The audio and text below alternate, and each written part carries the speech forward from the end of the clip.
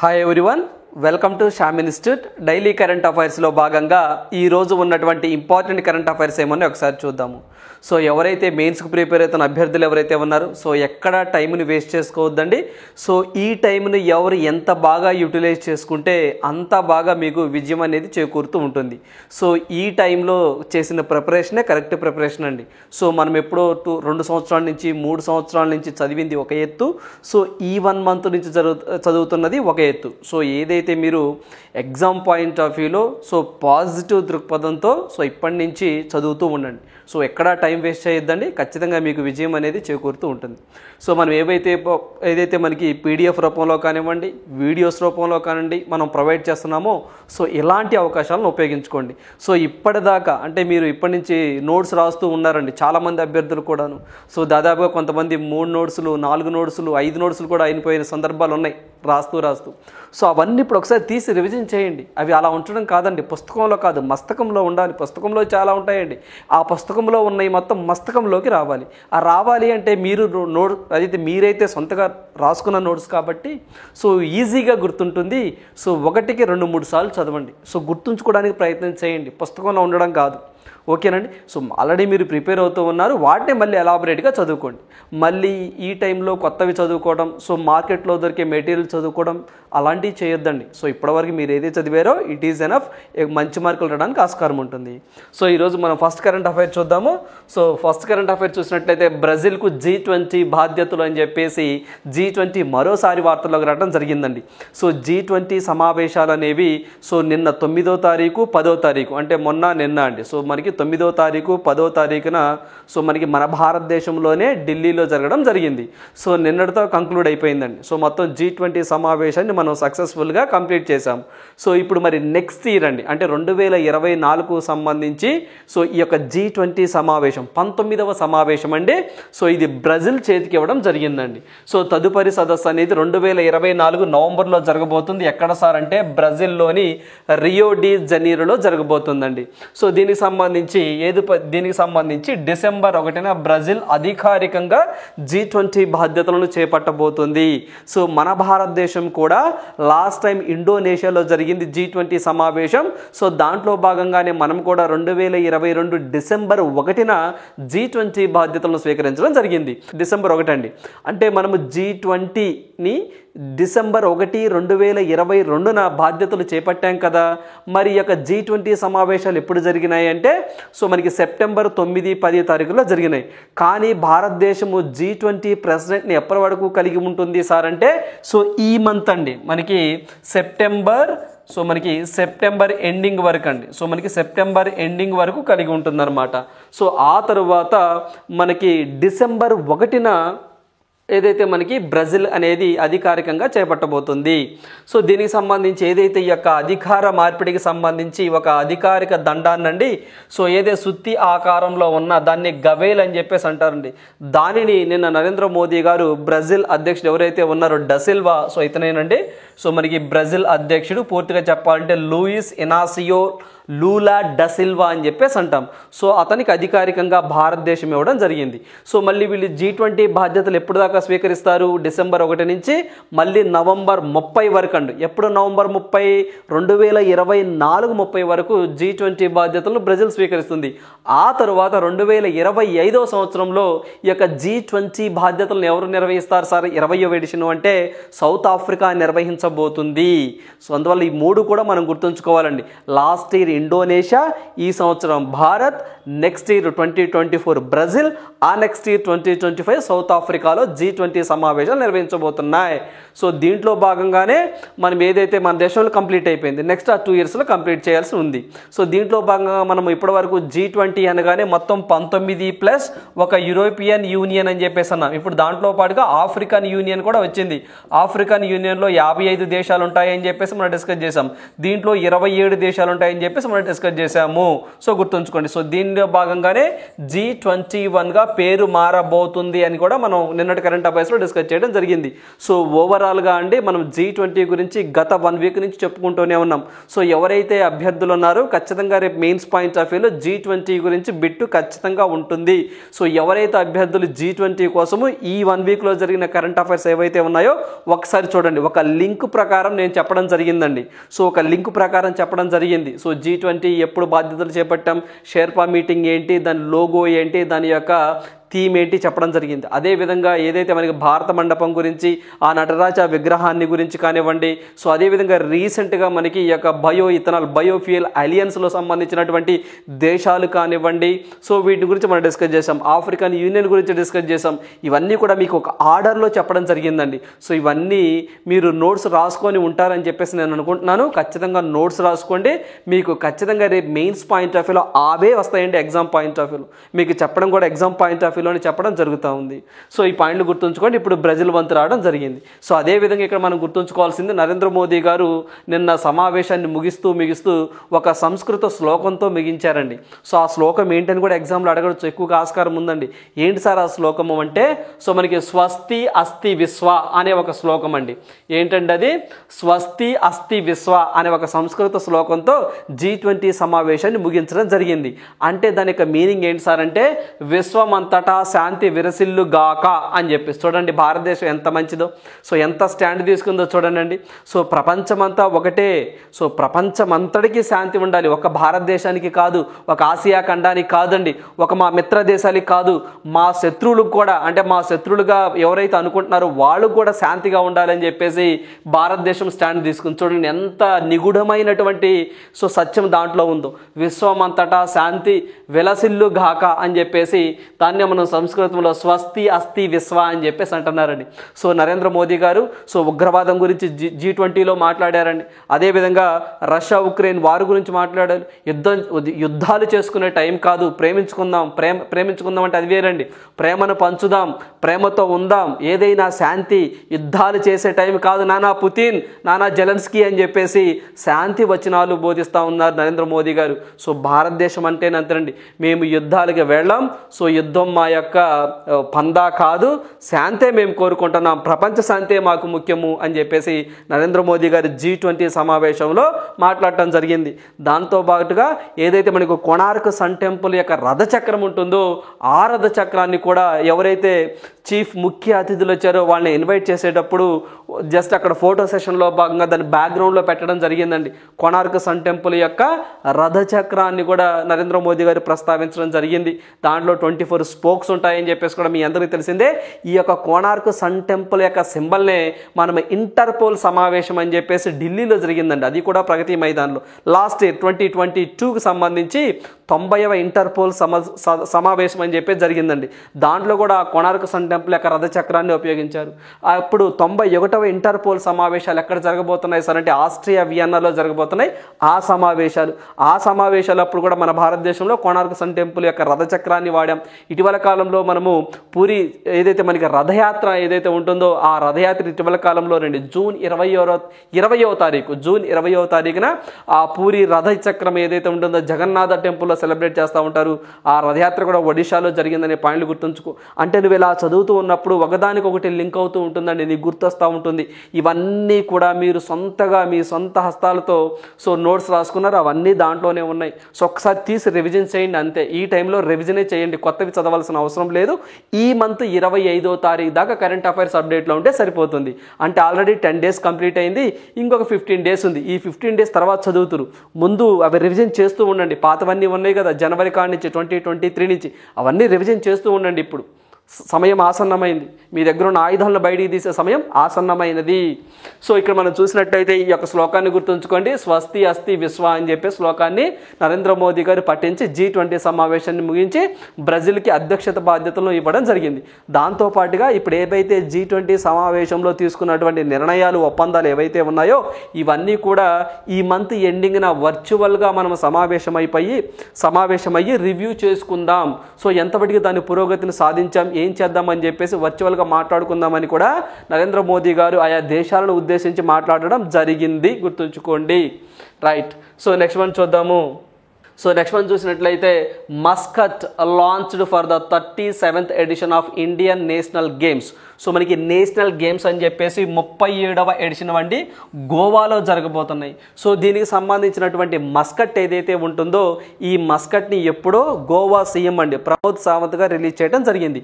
అయితే నిన్న గోవా సీఎం అండి సో మనకి శ్రీధరన్ పిళ్ళై అనే వ్యక్తి టార్చర్ అని చెప్పేసి అంటాం, టార్చ్ అంటామండి. టార్చ్ అంటే ఒక లైట్, ఒక జ్వాల అని చెప్పేసి అంటాం. దానిని ప్రారంభించడం జరిగింది. ఏంటి సార్ ఆ యొక్క టార్చ్ పేరు, ఆ యొక్క జ్వాల పేరు ఏంటి సార్ అంటే మనము మాషల్ అని చెప్పేసి అంటామండి. ఏంటంటే అది మాషల్ అని చెప్పేసి అంటాం. సో గోవా సీఎం ఇతనేనండి సో మనకి ప్రమోద్ సావంత్ గారు. సో ఇతను ఇదండి మస్కట్ అంటే ఇది, దీని పేరు వచ్చేసరికి మోగా అండి. సో మనకి మోగా గుర్తుంచుకోండి. ఇటీవల కాలంలో మస్కట్స్ ఏంటని చెప్పేసి కూడా ఎగ్జామ్లో అడుగుతున్న సందర్భాలు ఉన్నాయి. దీన్ని మోగా అంటాం. సో ఏదైతే మనకి నేషనల్ గేమ్స్ అనేవి అక్టోబర్ 25 నుంచి నవంబర్ 9 వరకు గోవాలో జరగబోతున్నాయి. దీనికి కాను మస్కట్ వచ్చేసరికి మోగా. ఇది ఎప్పుడు దీన్ని ఆవిష్కరించారు నిన్న. సో ఏదైతే మనకి గోవా గవర్నర్ ఎవరైతే ఉన్నారో శ్రీధరన్ పిళ్ళై గారు సో ఈ యొక్క జ్వాలని, ఆ జ్వాల పేరు ఆ టార్చ్, ఆ లైట్ అంటాం చూసారండి. సో మనం అప్పుడప్పుడు ఏదైనా కార్యక్రమాలు చేపట్టే ముందు సో మనకి ఒక జ్వాల, ఒక టార్చ్ లాగా వెలిగిస్తూ ఉంటామండి. దాని పేరు ఏంటి సార్ అంటే సో మనకి మాషల్ అని చెప్పేసి అంటాము, గుర్తుంచుకోండి. సో ఎన్నో అంటే 37th ఎడిషన్ గేమ్స్ అండి. సో మనకి 37th ఎక్కడ గోవా. అదేవిధంగా లాస్ట్ ఇయర్ అండి అంటే 36th ఎడిషన్ ఎక్కడ జరిగింది సార్ అంటే మహారాష్ట్రలో జరిగినాయండి. మహారాష్ట్రలో జరిగినాయి. సో దాని యొక్క మస్కట్ ఏంటి సార్ అంటే సావజ్ అని చెప్పేసి అంటారు, గుర్తుంచుకోండి. సావజ్. సో గోవా అనగానే ఇటీవల కాలంలో కొన్ని స్కీమ్స్ని తీసుకొచ్చిందండి. ఏంటి సార్ అంటే కొన్ని కార్యక్రమాలను చేపట్టింది గోవా గవర్నమెంట్. ఏంటి సార్ అంటే సో మనకి గ్రామీణ్ మిత్ర అని చెప్పేసి ఒక కార్యక్రమాన్ని చేపట్టిందండి. గ్రామీణ మిత్ర అని చెప్పేసి ఒక ప్రోగ్రామ్ని చేపట్టింది. ఏంటి సార్ ఆ యొక్క గ్రామీణ మిత్ర అంటే సో ఏవైతే గవర్నమెంట్ సర్వీసెస్ ఉన్నాయో ఇవన్నీ కూడా సాంకేతికతను ఉపయోగించుకొని సో ప్రజల వద్దకు గవర్నమెంట్ సర్వీసెస్ను తీసుకెళ్ళాలి అనే ఉద్దేశంతో, అంటే మనకి door step services to the government welfare schemes అని చెప్పి చెప్పొచ్చు అనమాట. సో ఏవైతే గోవా ప్రభుత్వం చేపడుతున్నటువంటి వెల్ఫేర్ స్కీమ్స్ ఉన్నాయో ఇవన్నీ కూడా మధ్యవర్తి లేకుండా, థర్డ్ పార్టీ లేకుండా డైరెక్ట్గా బెనిఫిట్ పొందాలి ప్రజలు అని చెప్పేసి మనకి గ్రామీణ్ మిత్ర అని చెప్పేసి ఒక ప్రోగ్రాం తీసుకొచ్చింది గోవా. అదేవిధంగా నాయి పహల్ అని చెప్పేసి ఆ రాష్ట్రంలో ఉన్నటువంటి యంగ్ రైటర్స్ను ప్రోత్సహించడంలో భాగంగా నాయి పహల్ అనే ఒక స్కీమ్ని తీసుకొచ్చింది గోవా, గుర్తుంచుకోండి. సో గోవా అనగానే ఈ 2 పాయింట్లు కూడా ఇటీవల కాలంలో న్యూస్లోకి వచ్చింది, గుర్తుంచుకోండి. వీటితో పాటుగా గోవాలో ఉన్నటువంటి national parks and wild life sanctuaries ఒకసారి చూసినట్టయితే సలీం అలీ బర్డ్ శాంక్చురీ అని చెప్పి బాగా ఫేమస్ అండి. సలీం అలీ సో మనకి బర్డ్ సెంచరీ బాగా ఫేమస్. అదేవిధంగా నేత్రావళి వైల్డ్ లైఫ్ శాంచురీ కానివ్వండి, మధే వైల్డ్ లైఫ్ శాంచురీ కానివ్వండి, బోండ్లా అండి సో మనకి బోండ్లా వైల్డ్ లైఫ్ శాంచురీ కానివ్వండి. సో ఇవన్నీ కూడా మొల్లెం నేషనల్ పార్క్ చాలా ఇంపార్టెంట్ అండి. మొల్లెం నేషనల్ పార్క్ ఇది కూడా బాగా ఫేమస్. దీన్ని భగవార్ మహవీర్ నేషనల్ పార్క్ అని కూడా అంటారు, గుర్తుంచుకోండి. అక్కడే మనకి ఏదైతే ఈ యొక్క గోవాలో అండి ఈ గోవాలో మధే దగ్గర వజ్రసక్లా వాటర్ ఫాల్స్ కానివ్వండి, విర్ది వాటర్ ఫాల్స్ కానివ్వండి లొకేట్ అయి ఉంటాయి. జాగ్రఫీ పాయింట్ ఆఫ్ వ్యూలో మనం ఆ పాయింట్లు కవర్ చేయాలి. So waterfalls and lakes కింద. రైట్. గోవా అంటే మీకు గ్రామీణ మిత్ర గుర్తుండాలి, నాయి పహల్ గుర్తుండాలి. అదేవిధంగా 37th నేషనల్ గేమ్స్ కూడా అక్కడే జరగబోతున్నాయి. Present Goa governor Pramod Sawant. Right. So next one చూద్దాము. 21st edition of the Indian French bilateral naval exercise Varuna 2023. So మీ అందరికీ తెలిసిందేనండి కొన్ని డిఫెన్స్ ఎక్సర్సైజ్ జరుగుతాయి. సో ఆర్మీ ఎక్సర్సైజ్ అండి, నేవీ ఎక్సర్సైజ్ కానివ్వండి, ఎయిర్ ఎక్సర్సైజ్ కానివ్వండి ఇలా జరుగుతూ ఉంటాయి. సో దీంట్లో భాగంగా వరుణ ఎక్సర్సైజ్ అని చెప్పేసి it is A maritime exercise అండి. సో దీనికి సంబంధించి ఈ యొక్క వరుణ ఎక్సర్సైజ్ ఏ 2 దేశాల మధ్య జరుగుతాయి అంటాడండి. సో వరుణ ఎక్సర్సైజ్ అనేవి ఇండియాకి ఫ్రాన్స్కి మధ్యలో జరుగుతాయి. సో ఏ రకమైనటువంటి విన్యాసాలు ఇవంటే మ్యారిటైమ్ ఎక్సర్సైజ్. ఎన్నో ఎడిషన్ అంటే 21వ ఎడిషన్ అని గుర్తుంచుకోండి. మరి వీటితో పాటు ఇక్కడ మనం చూసినట్లయితే సో ఇండియా ఫ్రెంచ్ అని చెప్పేసి అన్నాం. ఎక్కడ జరగబోతున్నాయి సార్ అంటే అరేబియన్ సీలో. చాలా ఇంపార్టెంట్ అండి. ప్లేస్ ఎక్కడ అరేబియన్ సీలో జరుగుతూ ఉన్నాయి. అదేవిధంగా మన భారతదేశం నుంచి ఐఎన్ఎస్ టెక్ కానివ్వండి, MiG-29K ఫైటర్ జెట్స్ కానివ్వండి, ఎయిర్ క్రాఫ్ట్స్ కానివ్వండి పార్టిసిపేట్ చేస్తున్నాయండి దీంట్లో భాగంగా వరుణాలో భాగంగా. సో అదేవిధంగా ఫ్రాన్స్తో మనం ఇదొక్కటేనా ఇంకా ఏమైనా చేస్తామా అంటే సో ఇంకా కొన్ని ఎక్సైజ్ చేస్తామండి ఫ్రాన్స్తో. ఇవి కూడా గుర్తుంచుకోండి. సో ఇప్పుడు వరుణ అనేది కరెంట్ అఫైర్స్లోకి వచ్చింది 2023 అరేబియన్ సీలో 21st ఎడిషన్. సో ఇవి కాకుండా మనకి ఫ్రింజెక్స్ అని చెప్పేసి ఆల్రెడీ జరిగిందండి. ఫ్రింజెక్స్ ఎక్సర్సైజ్ అని చెప్పేసి it is a army exercise. Frinjex అంటే మనకి ఫ్రాన్స్ ఇండియా జాయింట్ ఎక్సర్సైజ్ అని చెప్పేసి అంటాం. సో ఎక్కడ సార్ అంటే తిరువనంతపురం కేరళలో జరిగిందండి. సో 2023కి సంబంధించి. అదేవిధంగా మనకి శక్తి ఎక్సర్సైజ్ అని చెప్పేసి ఇది కూడా అంతేనండి, మనకి ఫ్రాన్స్కి మధ్య జరుగుతుంది. It is a army exercise అని చెప్పేసి గుర్తుంచుకోవాలి. 2023 ఇంకా జరగలేదు. నెక్స్ట్ వచ్చేసరికి గరుడా ఎక్సర్సైజ్ అని చెప్పేసి అంటామండి. It is A air exercise అంటే ఎయిర్ ఫోర్స్, మన air force and French air force సంయుక్తంగా నిర్వహిస్తూ ఉంటాయి. సో 2023 ఇది కూడా జరగలేదు. సో కాకపోతే గుర్తుంచుకోండి, ఫ్రింజెక్స్ కానివ్వండి, శక్తి కానివ్వండి, గరుడా కానివ్వండి, వరుణ కానివ్వండి, ఈ 4 కూడా మనము ఫ్రాన్స్ కంట్రీస్తో చేస్తాము అనే పాయింట్ గుర్తుంచుకోండి. అదేవిధంగా అమెరికాతో మనం చూసినట్టయితే యుద్ధ అభ్యాస్ వజ్ర ప్రహార్ అని చెప్పేసి మనం అమెరికాతో కండక్ట్ చేస్తూ ఉంటామండి. హ్యాండ్ ఇన్ హ్యాండ్ చైనాకి సంబంధించింది. సో ఇలాంటివి ఎగ్జామ్ పాయింట్ ఆఫ్ వ్యూ ఎక్కువగా అడుగుతున్న సందర్భాలు ఉన్నాయి, గుర్తుంచుకోండి. రైట్. సో నెక్స్ట్ వన్ చూద్దాము. MOU signed between the గతిశక్తి విశ్వవిద్యాలయ వడోదర అండ్ ఎయిర్ బస్ అని చెప్పేసి. సో గతిశక్తి సో మనకి విశ్వవిద్యాలయ అని చెప్పేసి న్యూస్లోకి రావడం జరిగిందండి. సో మీ అందరికీ తెలిసిందేనండి, మన భారతదేశంలో మొట్టమొదటి రైల్వే యూనివర్సిటీ ఏదైనా ఉంది అంటే దట్ ఈస్ గతిశక్తి. సో మనకి విశ్వవిద్యాలయ అని చెప్పేసి అంటాం, వడోదర గుజరాత్లో ఉంటుందండి. So India's first university in transportation and logistics sector. So ఏదైతే మనకి మన భారతదేశంలో మొట్టమొదటి లాజిస్టిక్స్ అండ్ ట్రాన్స్పోర్టేషన్ యూనివర్సిటీ అని చెప్పేసి అంటారండి. దీన్ని ఎక్కడ సార్ అంటే వడోదర గుజరాత్ అని చెప్పేసి గుర్తుంచుకోండి. దీన్ని 2022లో ఏర్పాటు చేయడం జరిగిందండి ఈ యొక్క యూనివర్సిటీని. సో పేరు రీనేమ్ చేశారు అంతే. ఉత్తరప్రదేశ్ మనకి వడోదర గుజరాత్లో ఉంటుందండి. సో వీళ్ళు ఏం చేశారు సార్ అంటే ఎయిర్ బస్తో టైఅప్ అయ్యారండి. ఎయిర్ బస్ అనేది యూరోపియన్ యూనియన్కి సంబంధించినటువంటి ఒక సంస్థ అండి.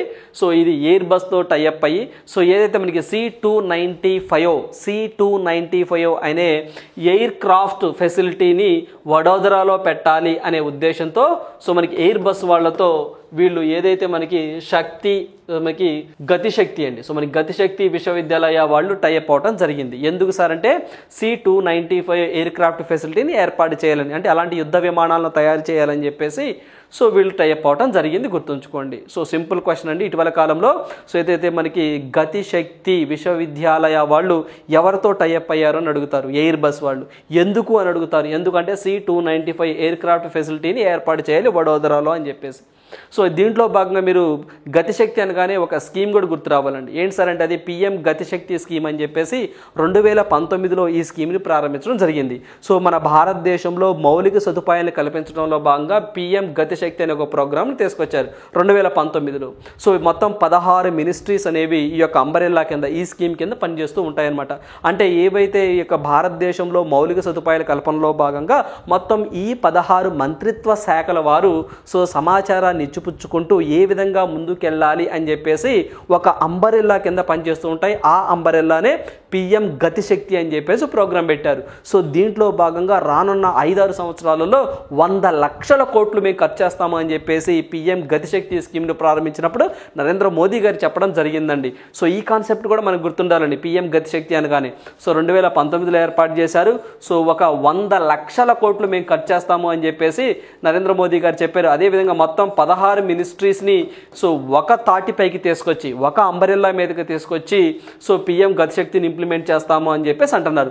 దీంట్లో భాగంగానే మనకి ఆ యొక్క ఏదైతే మన గతిశక్తి యూనివర్సిటీ ట్రాన్స్పోర్టేషన్ లాజిస్టిక్స్ అని చెప్పేసి వడోదరలో ఎస్టాబ్లిష్ చేయడం జరిగింది. సో అంటే దీనికి సంబంధించి ఇంకా మనం చూసినట్లయితే సో మొత్తం 16 మినిస్ట్రీస్ అన్నాం, 100 లక్షల కోట్లు అని చెప్పేసి అన్నాం. ఇది మొత్తం గతిశక్తి అనేది 6 పిల్లర్స్ మీద ఏర్పాటు చేయడం జరిగిందండి. అంటే 6 పిల్లర్స్ని బేస్ చేసుకొని నరేంద్ర మోదీ గారు 2047 అండి భారతదేశం అనేది అభివృద్ధి చెందుతూ ఉన్న దేశం నుండి అభివృద్ధి చెందిన దేశంగా సో ఉండాలని టార్గెట్ పెట్టాం కదా 2047కి. సో ఆ టార్గెట్ని రీచ్ అవ్వాలంటే ఖచ్చితంగా PM గతిశక్తి అనేది బాగా ఇంప్లిమెంట్ చేయాలి అని చెప్పేసి నరేంద్ర మోదీ గారు చెప్తా ఉన్నారండి. ఇవన్నీ కూడా కాన్సెప్ట్ ఓరియంటెడ్ కరెంట్ అఫైర్స్ అండి. సో ఇవన్నీ కూడా మనం ఏదో ఎకానమీ పాయింట్ ఆఫ్ తో లింక్ పెట్టుకొని చదువుకోవచ్చు ఇవన్నీ కూడాను. లేకపోతే గవర్నమెంట్ స్కీమ్స్ చదివేటప్పుడు ఇవి కూడా మనము కవర్ చేస్తూ ఉంటాం, గుర్తుంచుకోండి. PM గతిశక్తి అనగానే ఎప్పుడని, ఎన్ని మినిస్ట్రీస్ అని, ఎన్ని కోట్లు ఖర్చు అయిపోతున్నారని, ఎన్ని పిల్లర్స్ దీన్ని ఎస్టాబ్లిష్ చేశారని చెప్పేసి ఇవన్నీ అడగొచ్చు. దాంతోపాటు కరెంట్ అఫైర్స్లో అది ఉంది, అది కూడా గుర్తుంచుకోండి. రైట్. సో నెక్స్ట్ వన్ చూద్దాము. టోంగా అగ్నిపర్వతం విస్ఫోటనంలో సాగరంలో బీభత్సం అని చెప్పేసి అంటా ఉన్నారండి. సో మనకి టోంగా అగ్నిపర్వతం అనేది న్యూస్లోకి రావడం జరిగిందండి. సో దీన్ని పూర్తిగా చెప్పాలంటే ఈ యొక్క అగ్నిపర్వతం అండి దక్షిణ పసిఫిక్ మహాసముద్రంలో ఉంటుందండి. దక్షిణ పసిఫిక్ మహాసముద్రంలో అడుగును ఉంటుందండి, నీటి అడుగును ఉంటుంది.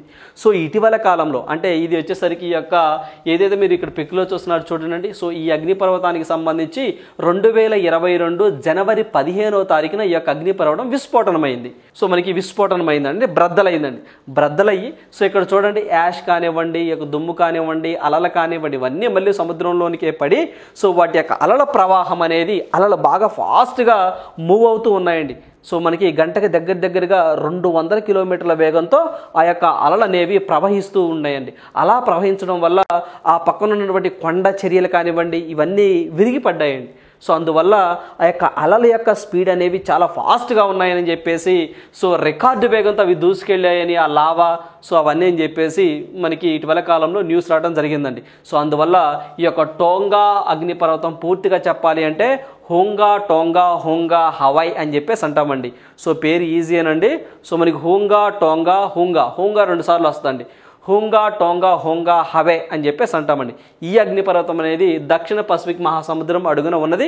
సో ఎప్పుడు విస్ఫోటనం చెందింది సార్ అంటే 2022 జనవరి 15 విస్ఫోటనం చెంది దగ్గరగా 57 కిలోమీటర్ల ఎత్తు మేరకు అలలు ఎగిసిపడుతూ ఉన్నాయండి. వాటి యొక్క లావా, వాటి నుంచి వచ్చిన యాష్, వాటి నుంచి వచ్చినటువంటి పొగ కానివ్వండి ఇవన్నీ కూడా సో మనకి 57 అడుగుల సో మనకి 57 కిలోమీటర్లు అండి, సారీ అడుగులు కాదు 57 కిలోమీటర్స్ సో మనకి పైకి ఎగిసిపడి మళ్ళీ కింద పడి అవి ప్రవహిస్తూ ఉన్నాయండి సముద్రంలో.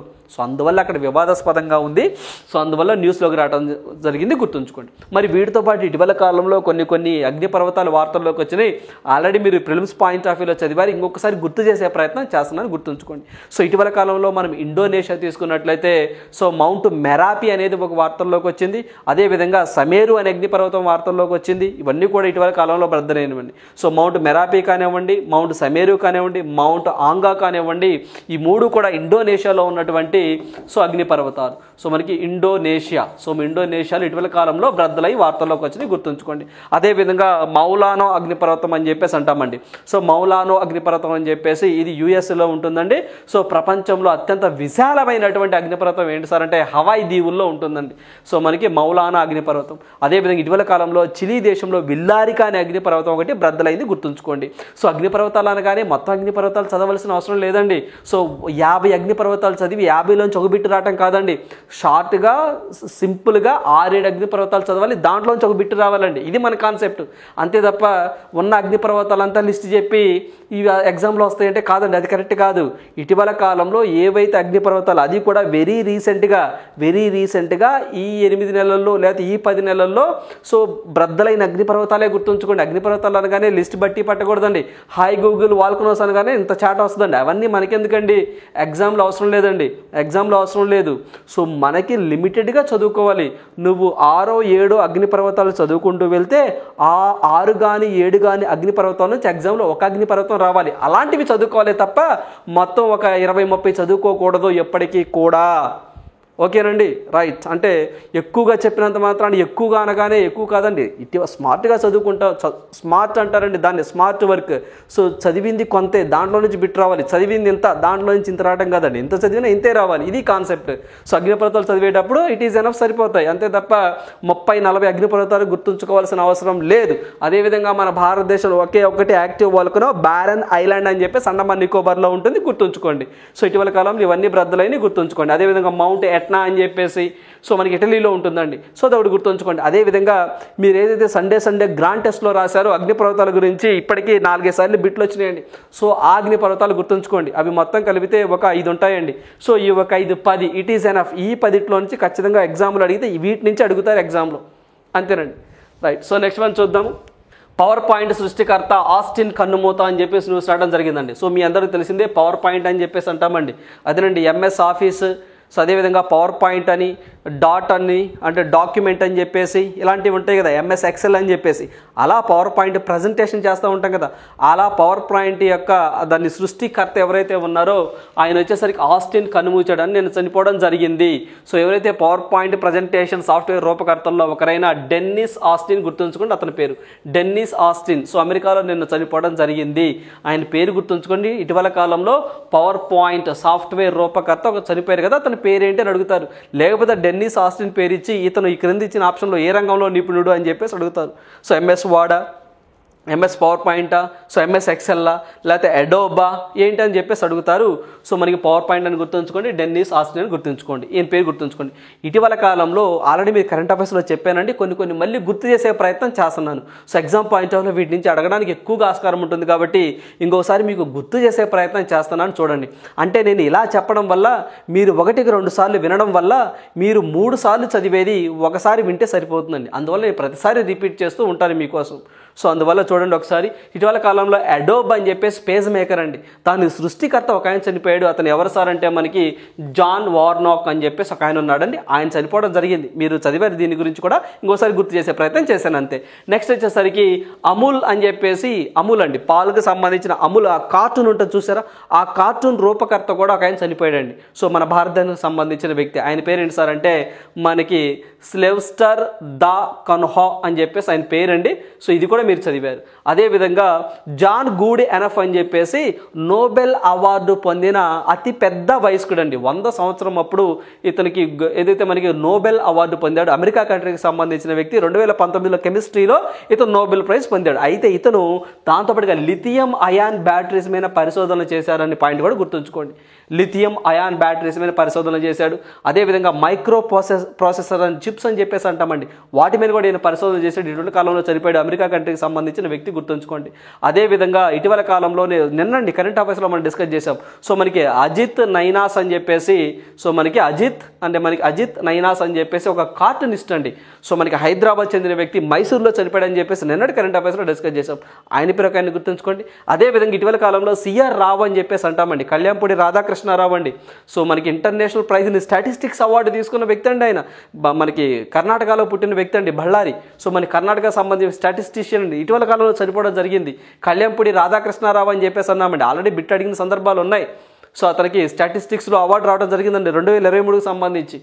సో ఆ పాయింట్ ఒకటి గుర్తుంచుకోండి, ఇటీవల కాలంలో చనిపోయాడు. సో ఇతని గురించి కూడా మనం డిస్కస్ చేసాం. సో ఇవన్నీ కూడా ఒకసారి క్విక్ రివిజన్ చేయండి. ఆల్రెడీ మీరు చదివారు, ఒకసారి గుర్తు చేసే ప్రయత్నం చేశాను. సో ఉన్నవాడలో రేపు ఎగ్జామ్ పాయింట్ ఆఫ్ వ్యూలో మీకు మొత్తం ఇక్కడ 1 2 3 4 5 6, ఇతనితో 6, ఈ 6లో గన్ షాట్గా ఒక వ్యక్తి పేరు రాబోతుంది, ఒక బిట్ రాబోతుంది, గుర్తుంచుకోండి. డ్యామ్ షూర్ అండి, డ్యామ్ షూర్. కావాలంటే అక్కడ మీరు ఈ 6 నుంచి ఒక బిట్ రాబోతుందని కూడా అక్కడ రాసుకోండి అండి. సో మీకు ఖచ్చితంగా మీకు ఎగ్జామ్కి ఉపయోగపడేవే మేము ఇక్కడ చెప్పడం జరుగుతుంది. గత ప్రీవియస్ పేపర్లు, సో ఏ స్టేట్లో ఏ ఎగ్జామ్ జరుగుతుందో ఆ పేపర్లన్నీ బేస్ చేసుకొని మీకు చెప్పడం జరుగుతున్నాయి తప్ప సో ఇంకోటి కాదండి. రైట్. సో నెక్స్ట్ వన్ చూద్దాము. ఇండోనేషియా మాస్టర్స్ విజేత కిరణ్ జార్జ్ అని చెప్పేసి న్యూస్ రావడం జరిగిందండి. సో మనకి Indonesia world tour super 100 title అని చెప్పేసి ఒక టైటిల్ జరిగిందండి. దాంట్లో సో ఏదైతే మన భారతదేశానికి సంబంధించిన వ్యక్తి అండి, వర్ధమాన షటిలర్, సో అతని పేరు కిరణ్ జార్జ్. సో ఇతను విన్ అవడం జరిగింది. సో ఓడిపోయింది ఎవరు సార్ అంటే కుటాకా హషి అని చెప్పేసి జపాన్ కంట్రీకి సంబంధించిన వ్యక్తి. చూడండి పేరు ఎంత చాలా బాగుంది, ఆయన పేరు జపాన్, ఆయన పేరు చూడండి కుటాకా హషి అంట. ఏ హషి? కుటాకా హషి. మరి ఆ పేరు గుర్తుంటుందా? గుర్తుంటుందండి, 100% గుర్తుండదు. ఎలాంటివి చిన్న ట్రిక్స్ పెట్టుకోండి. సో మనకి హషి అని చెప్పేసి అన్నాడండి, హషి కానీ కుటాకా హషి అన్నాడు, హషి షి అని గుర్తుంచుకో లాస్ట్లో, హషి అలా గుర్తుంచుకోవడమేనండి. ఈయన ఓడిపోవడం జరిగింది. సో ఇలా ఈ టైటిల్ విన్ అవటం, ఇలా Indonesia world tour super 100 title win అవటం ఈ యొక్క కిరణ్ జార్జ్కి ఎన్నోది సార్ అంటే ఇది 2వసారి అని చెప్పేసి గుర్తుంచుకోండి. సో మనకి ఎవరండి? కిరణ్ జార్జ్. సో గెలిచిన వ్యక్తి అండి. ఓడిపోయింది ఎవరు అంటే కుటాకా హషి అనే వ్యక్తి ఓడిపోయారు. రైట్. సో నెక్స్ట్ వన్ చూద్దాము. క్విన్ కోకో. సో ఇదే మనకి యూఎస్ ఓపెన్ అండి. సో యూఎస్ ఓపెన్కి సంబంధించి యూఎస్ ఓపెన్ ఉమెన్ సింగిల్స్ విజేత ఎవరు అని ఎగ్జామ్లో ఖచ్చితంగా అడగడానికి ఎక్కువగా ఆస్కారం ఉంటుంది. మీ అందరికీ తెలిసిందేనండి. సో మనకి గ్రాండ్ స్లామ్ టైటిల్స్ అని చెప్పేసి ఫస్ట్ మనకి ఆస్ట్రేలియన్ ఓపెన్ స్టార్ట్ అవుతుంది, ఆస్ట్రేలియన్ తర్వాత ఫ్రెంచ్ ఓపెన్ తర్వాత వింబుల్డన్ తర్వాత యూఎస్, లాస్ట్గా యూఎస్ అవుతుందండి. సో యూఎస్కి సంబంధించి సో నిన్న అనేవి మ్యాచ్ జరిగింది, రిజల్ట్ రావడం జరిగిందండి. దీనికి సంబంధించి అమెరికాకు సంబంధించిన ఒక లేడీ లేడీ అండి, అతి యంగెస్ట్ పర్సన్ అండి, యంగెస్ట్ పర్సన్. సో ఆ పేరు వచ్చేసరికి సో మనకి కోకో గ్రాఫ్ అని చెప్పేసి అంటామండి. సో మీరు పిక్లో చూస్తున్నారా, ఇదిగోండి ఈమె అమెరికాకి సంబంధించి ఈమె విన్ అయింది. ఆమె పేరు కోకో గ్రాఫ్. పేరు ఈజీగానే గుర్తుంటుందండి. కోకో ఆట ఉంటుంది కదా, కోకో ఆట, ఆ కోకో ఆట కోకో గ్రాఫ్ అనే ఆమె అమెరికా కంట్రీకి సంబంధించిన ఆమె ఫస్ట్ టైం ఈ యొక్క గ్రాండ్ స్లామ్ని విన్ అవడం గుర్తుంచుకోండి. మరి ఆమె ఎవరి మీద గెలిచింది సార్ అంటే బెలారస్ అందగత్తె, బెలారస్ భామ అంటామండి. ఆమె సబాలెంకా అని చెప్పేసి సో మనకి సబాలెంకాపై విజయం సాధించింది. అంటే ఇదిగోండి ఈమె సబాలెంకా. సో ఆమెది ఏ కంట్రీ సార్ అంటే బెలారస్ అని చెప్పేసి గుర్తుంచుకోండి. ఓకేనా, రైట్. సో తొలి గ్రాండ్ స్లామ్ టైటిల్ ఈమెకి కోకో గ్రాఫ్కి. ప్రైజ్ మనీ ఎంత సార్ అంటే సో 24 కోట్లు అండి. సో ఇక్కడ 24 కోట్లు అండి, 24,90,00,000 రూపాయలు అనేది ప్రైజ్ మనీగా ఉంది, గుర్తుంచుకోండి. చాలా చాలా ఇంపార్టెంట్. సో ఏదైతే ఈ 4 గ్రాండ్ స్లామ్స్లో హయ్యెస్ట్ ప్రైజ్ మనీ ఉన్నటువంటి grand slam US open. Oldest grand slam వచ్చేసరికి వింబుల్డన్ అని చెప్పేసి గుర్తుంచుకోండి. Modern, very modern grand slam అయితే ఆస్ట్రేలియన్ ఓపెన్. సో మీ అందరికీ తెలిసిందే. So Australian open, French open, Wimbledon open and USA open. So ఈ దీంట్లో భాగంగానే సో ఇది వచ్చేసరికి హార్డ్ కోర్ట్లో జరిగిద్దండి, ఇది వచ్చేసరికి క్లే కోర్ట్లో జరిగిద్ది, ఇది వచ్చేసరికి గ్రాస్ అండి. సో మనకి గ్రాస్ అని చెప్పేసి అంటాం, లైట్గా గడ్డి ఉంటుందండి దాంట్లో ఇది వచ్చేసి హార్డ్ కోర్ట్లో జరుగుతూ ఉంది. సో ఇది వచ్చేసరికి క్యాష్ ప్రైజ్ ఎక్కువగా అండి, ఇదేమో ఓల్డెస్ట్ అండి, ఇదేమో న్యూయెస్ట్ అండి. ఆస్ట్రేలియా న్యూయెస్ట్ గుర్తుంచుకోండి. సో ఇక్కడ జోకోవిక్ గెలిచాడు, ఇక్కడ జోకోవిక్ గెలిచాడు మెన్లో. సో ఇక్కడ జోకోవిక్ ఓడిపోయాడు. సో మరి చూడాలి మరి మెన్ ఏమవుద్దో, యుఎస్ ఓపెన్ ఏమవుద్దో. సో ఖచ్చితంగా మీకు ఎగ్జామ్ పాయింట్ ఆఫ్ వ్యూ ఇంకోసారి రివిజన్ చేయండి ఈరోజు. ఖచ్చితంగా ఈరోజు మీరు ఏదైతే గ్రాండ్ స్లమ్స్ ఉన్నాయో Australian grand slam, French open, అదేవిధంగా Wimbledon open and US open, ఈ 4 ఈరోజు మీరు రివిజన్ చేయాలి అంతే. ఇక ఈ 4 టైటిల్లో నుంచి సింగిల్స్ ఎనఫ్ చాలండి. అంటే ఉమెన్ సింగిల్స్ ఎవరు, గెలిచింది ఎవరు, ఓడిపోయింది ఎవరు, వాళ్ళ కంట్రీస్ ఏంటి. అదేవిధంగా మెన్కి సంబంధించి అంటే పురుషులకు సంబంధించి సింగిల్స్ అండి. సో ఎవరు గెలిచారు, ఎవరు విన్ అయ్యారు, ఎవరు ఓడారు, వాళ్ళ కంట్రీస్ ఏంటి, ఇట్ ఈస్ ఎనఫ్. మళ్ళీ మిక్స్డ్ డబల్స్ అవి చదవవలసిన అవసరం లేదు, గుర్తుంచుకోండి. సో ఎందుకంటే అంత చదవాలంటే హెవీ అవుద్దండి. సో హెవీ అవుద్ది, ఎప్పుడు అంత అవసరం లేదండి.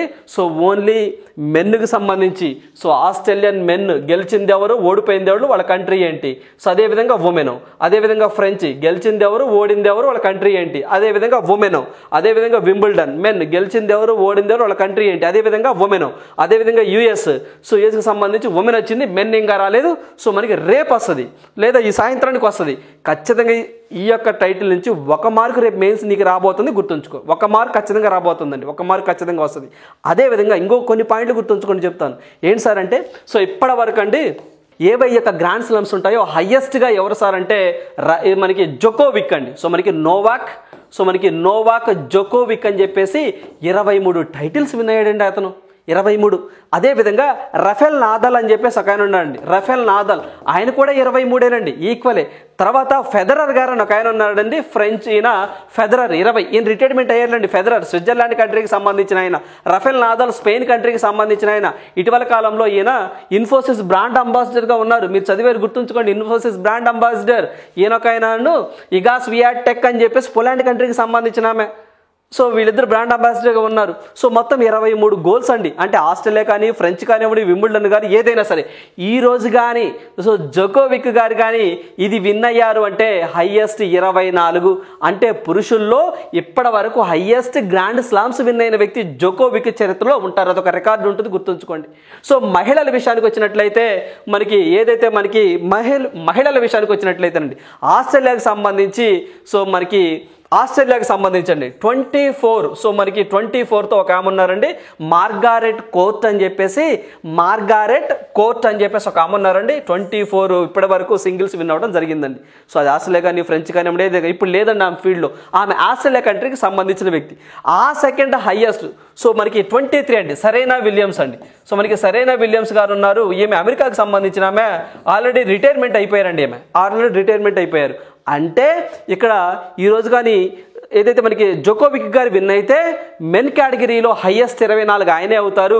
అదే ఓవరాల్గా అయితే ఇక్కడ మార్గారెట్ కోర్ట్ని కూడా సమానం చేస్తారు.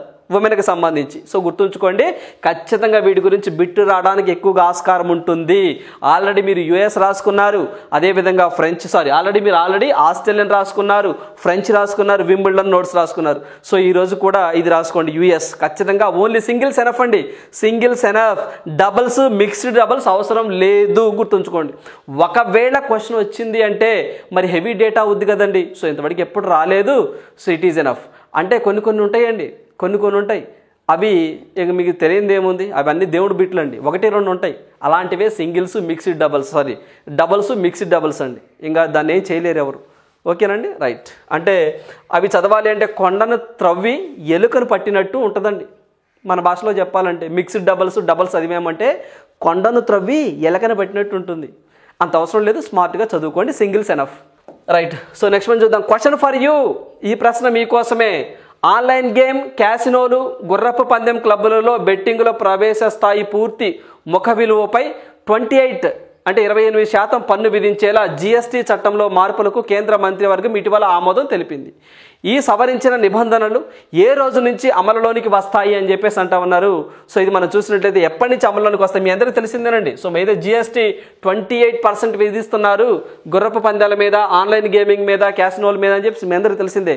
సో ఆ డెసిషన్ని సో ఎప్పటి నుంచి అమలు చేయబోతున్నారు సార్ అంటే అక్టోబర్ 1, 2023 అంటే నెక్స్ట్ మంత్ 1వ తారీఖు నుంచి సో అది ఫోర్స్లోకి రాబోతుంది అని చెప్పేసి గుర్తుంచుకోండి. రైట్. సో ఇవండి ఈరోజు ఉన్నటువంటి ఇంపార్టెంట్ కరెంట్ అఫైర్స్. సో ప్రతి ఒక్క అభ్యర్థి కూడా మళ్ళీ చెప్తున్నామండి, టైం అనేది ఎక్కడా వేస్ట్ చేయొద్దు. ఇప్పటిదాకా మీరు పడింది కష్టం అంతా ఇప్పుడే ఈ టైంలోనే ఇంకొంచెం ఎక్స్పోజ్ అవ్వాల్సిన అవసరం ఎంతైనా ఉంది. సో ఖచ్చితంగా మీకు ప్రతిరోజు గ్రాండ్ టెస్ట్లు కానివ్వండి, సండే గ్రాండ్ టెస్ట్లకు అటెండ్ అవ్వండి. సో ఆల్రెడీ అటెండ్ అవుతున్నారు చాలామంది అభ్యర్థులు కూడా. ఓకేనా, thank you, all the best.